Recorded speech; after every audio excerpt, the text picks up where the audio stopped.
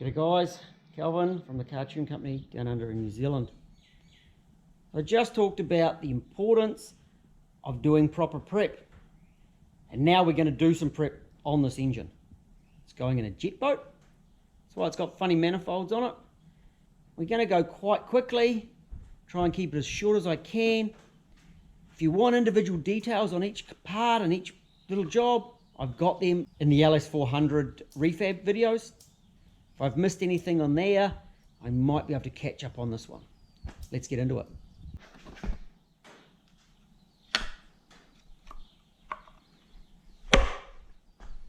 Rear main seal, O-ring, rear cover, back on.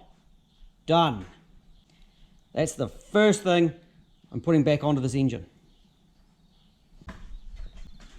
That O-ring is ready to receive an oil pump. That's my next thing.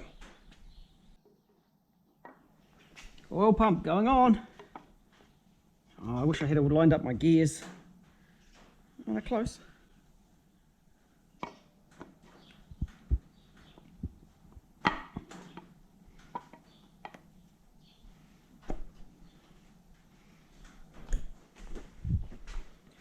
And of course, new front seal.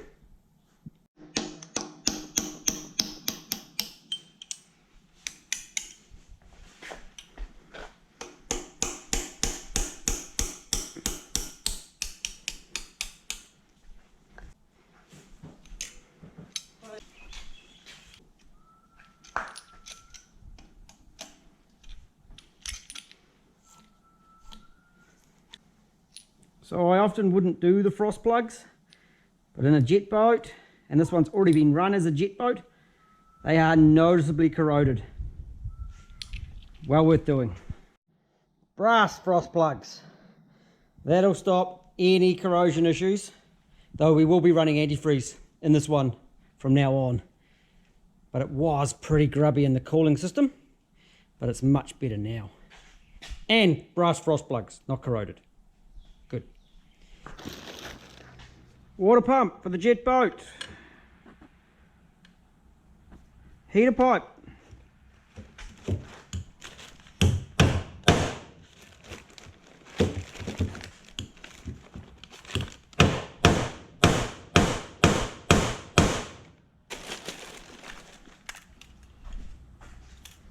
No more leakage.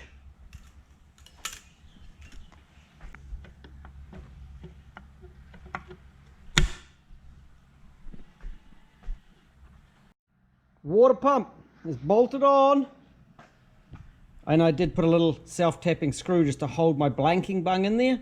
No heater in there, so that's that sorted.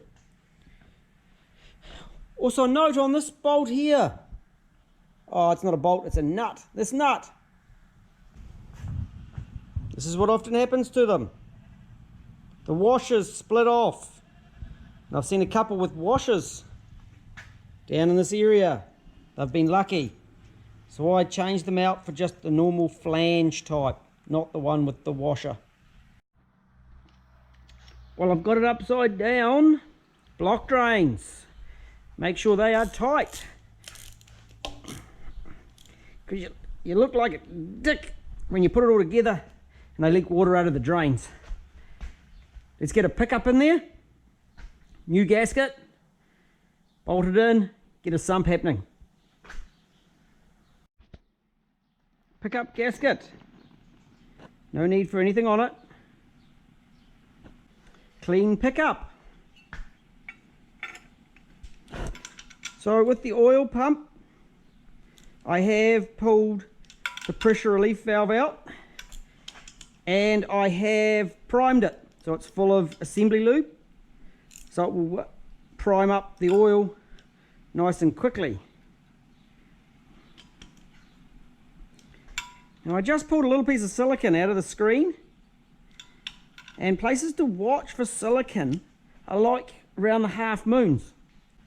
So you get pieces of silicone like this, and they sit around or around the edges of the sump. So try and make sure you get all those around the front covers and stuff. Into that. Sump time. Sump going on.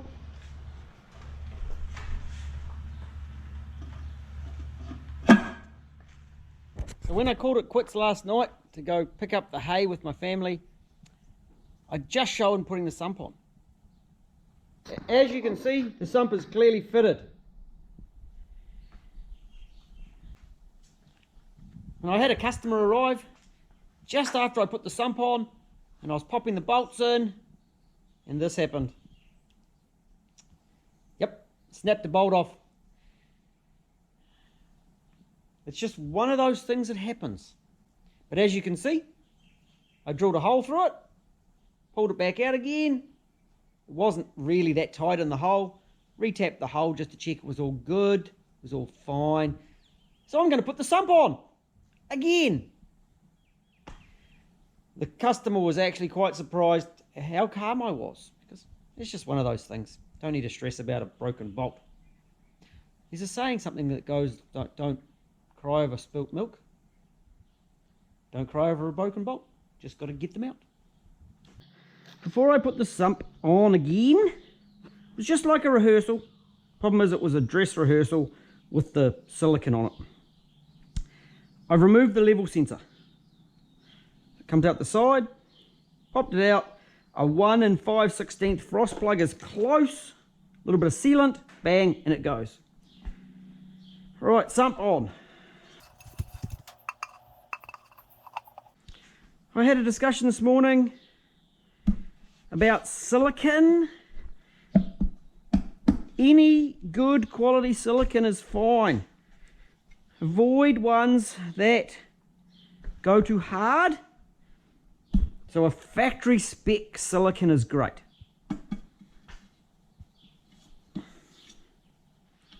And whatever is available in whatever country you're watching this from.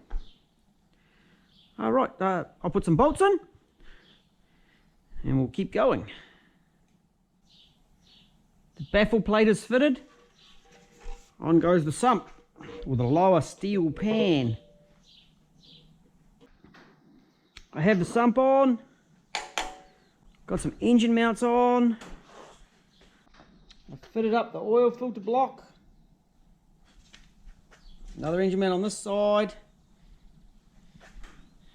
Gone through and I've put the gaskets ready, and it's not getting this manifold. I was just playing again, something to admire while I'm working on this engine.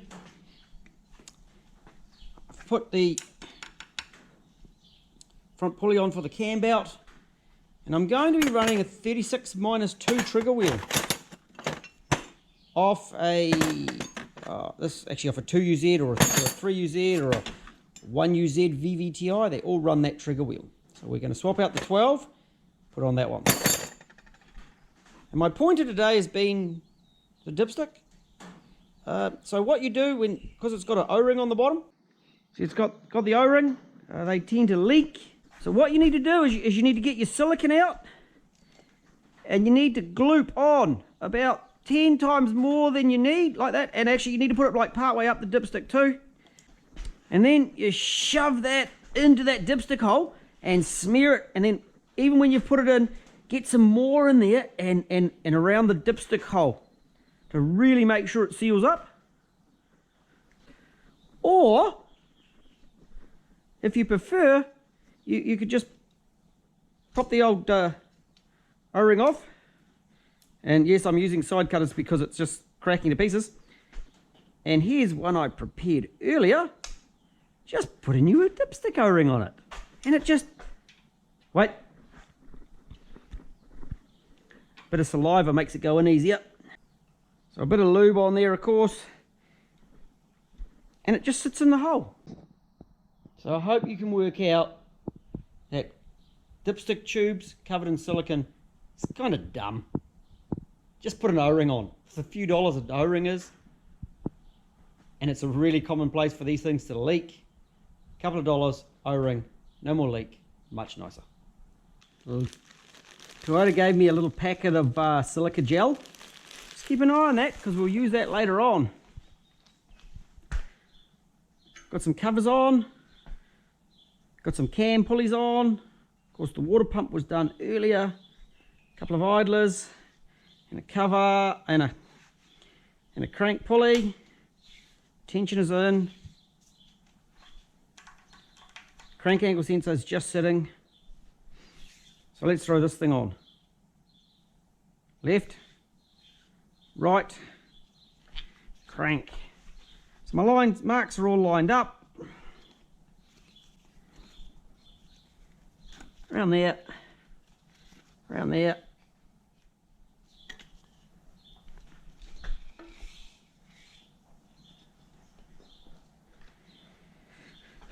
Probably should put the water pump in that, eh?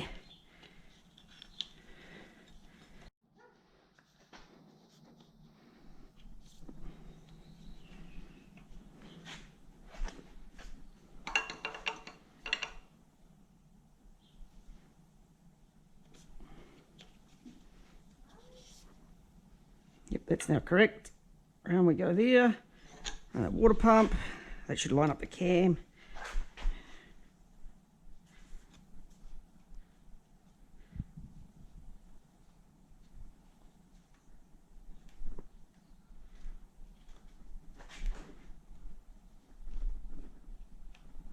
On you go. Here we go.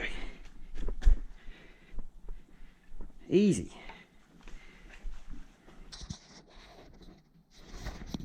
Firm the marks. Good. Good. Good.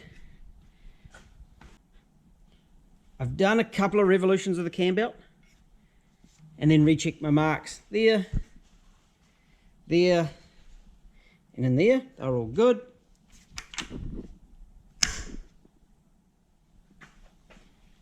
Pin out. And she's good to go. Make sure you do your cam nuts up. Nice and tight. If there's ever a time you want your nuts to be tight, it's when the cam pulley nuts. Look at that view out there as the sun goes down. As the sun's gone, it means there's a little bit of flickiness. Organised an alternator, new one to go on, and sitting under there is a new starter motor. Intake manifold is just sitting on, you will see why soon.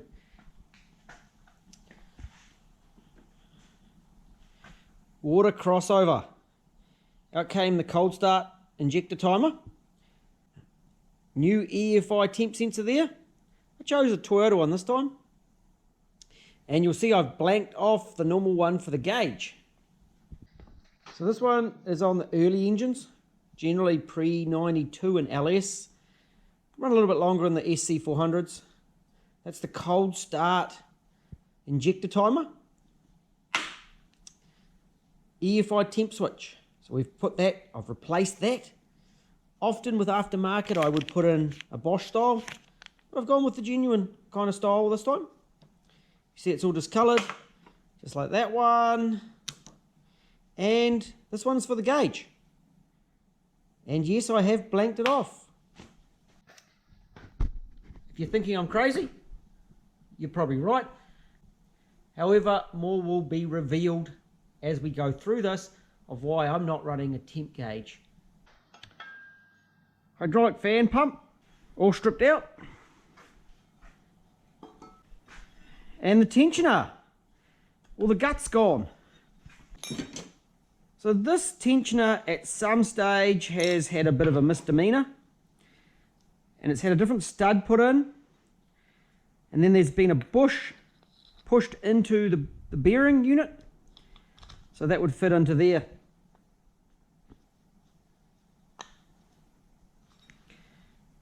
And then a nut goes on. So it was a perfect one to strip out.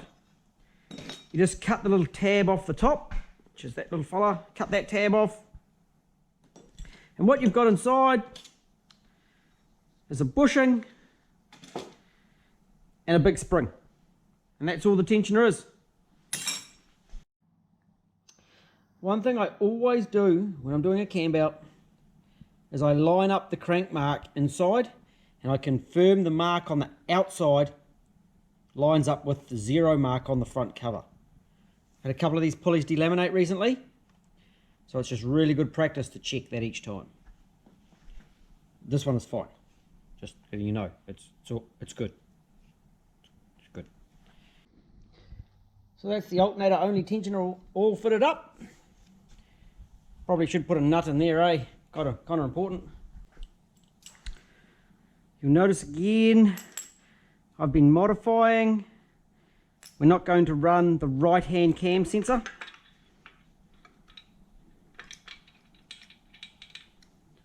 And the right hand one of these brackets is the long one. That's the Gandalf of brackets. And the Hobbit one is the left hand one. It goes on the left hand side. Oh, the left hand one goes on the left. That makes sense, eh?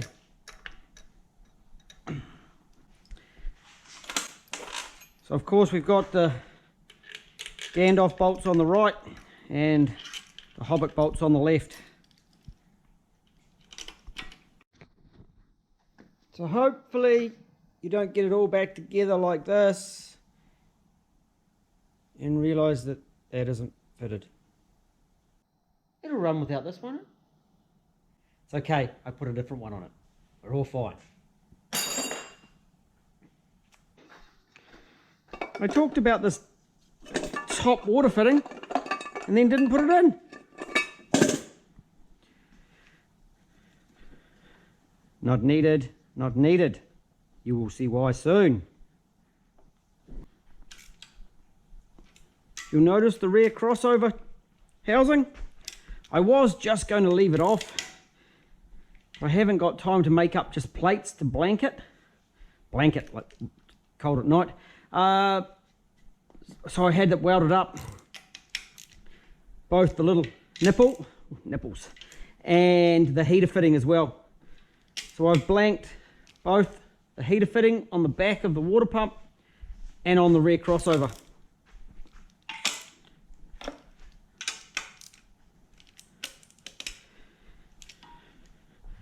Boats don't need temperature gauges, you just need an oil temperature. Don't listen to me, I am kidding. So it's really easy to tell if it takes silicone. It's got this groove that you fill up with silicone. If it takes a gasket, it'll be a flat surface on both sides.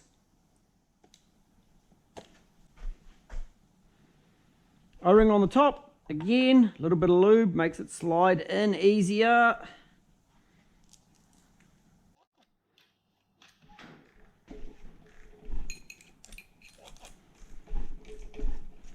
I'm giving the tappets just a really quick check.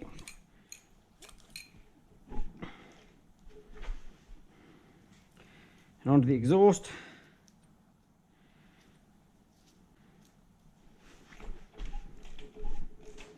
So there is a proper procedure for doing this job, and I sometimes use it.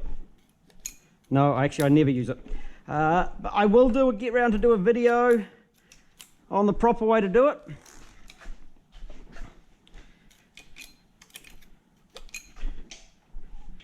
But for today, oh, fell off. My bar fell off. I hate when my bar falls off.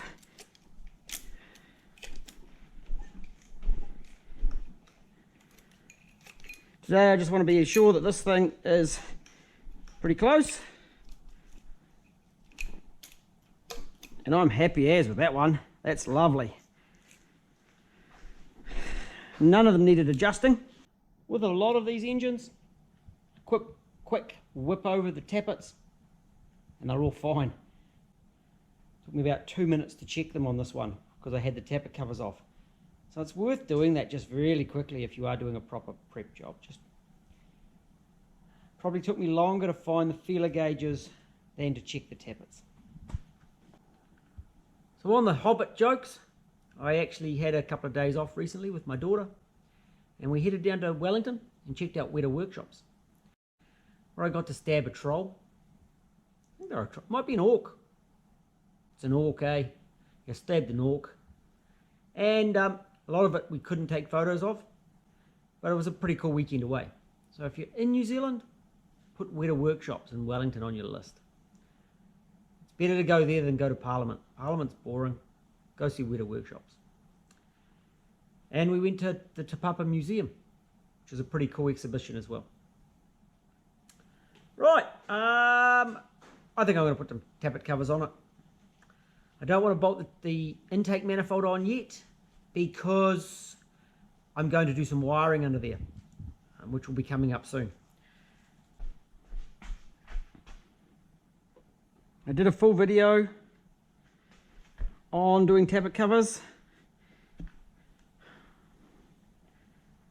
and I'm really not sure if I've done the right thing painting these up blue. Thought in a boat, make them blue. Actually, in place it doesn't look too bad, but I'm sure everyone will tell me if it looks good or not. So PCV plate.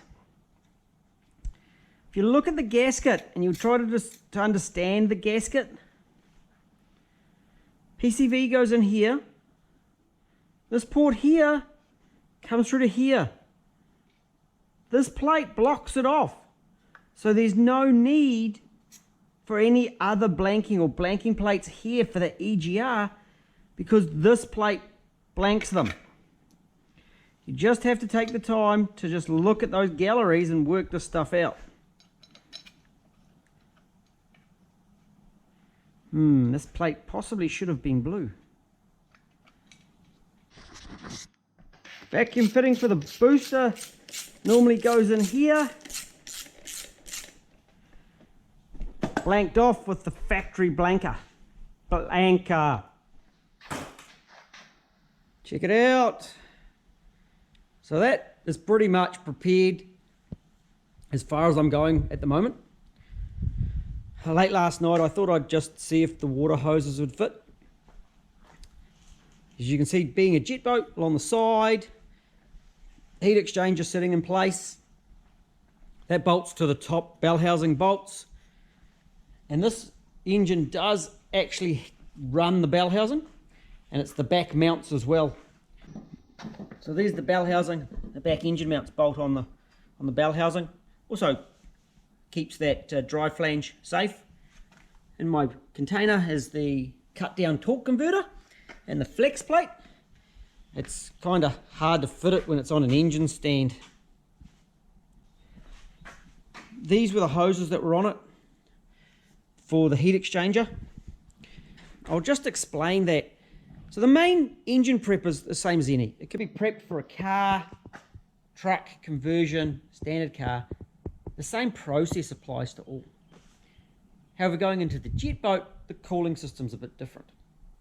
So we run a heat exchanger, which is supplied water from the jet unit. That runs through, and that's like the airflow. So that keeps it cold. That's where the heat's leaving. The heat exchanger is a closed circuit in the engine. Can be run with antifreeze, of course. Keep it clean. Oh, this one possibly wasn't.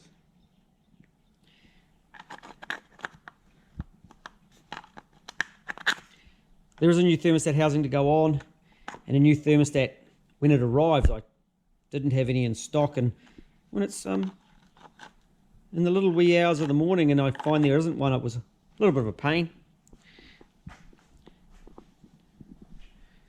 So with the cooling system again, heat exchanger, water supplied in, and then it dumps out. And I'm dumping it out into the front of the manifold. It will run along the manifold, and I'm changing all these pipes. This is like a heavy duty, extra thick wall tubing. And then it goes into this, into the riser. And from the riser, it actually dumps out the exhaust. So there's water leaving out the exhaust. And this stops it going back into the engine. These hold their integrity a bit better, but I didn't have enough to do all the rest of it. So I will be running another tube from here, probably down through there. It's going to run over the bell housing, through here, and onto this manifold. And the same on the other side. There, down and to dump out the manifold. Main tubes for the main cooling system, which is not attached through the exhaust manifold. So this part of the system is different to this part of the system. On the engine, tappet covers are on, although you'll notice here there's some coils poking up. I made some coils fit last night. We're running the Yaris coils on this one. Aftermarket idle speed control, just sitting there for the moment. Plenum's just sitting there. I'm yet to put the fuel lines, the return lines on, and the inlet line. And just to give you an example of how scruffy this engine was, that's the throttle body. That's what the throttle body looked like. That's what the whole engine pretty much looked like before I started. Alternator only tensioner, oil filter block, ready to start wiring. And I spent a little bit of time just analysing, and I'm kind of thinking first part of wiring is mounting the fuse there like that. No, I can't reinforce enough that it's so important to prep these engines properly. If you saw the first video, this engine had gunge in the sump about 10 millimeters thick. A good finger thickness of gunge and crap in the bottom of the sump. It's now looking nice and tidy. The blue painting is starting to grow on me. I don't normally paint, but the tappet covers were so disgusting that I had to do something because I couldn't just clear them and leave them bare aluminium. I'm into the wiring now. Hopefully I'll spit out a video on the wiring and you can see how I wire up a boat. It's a little bit different. So I hope that was helpful, and we'll catch you again.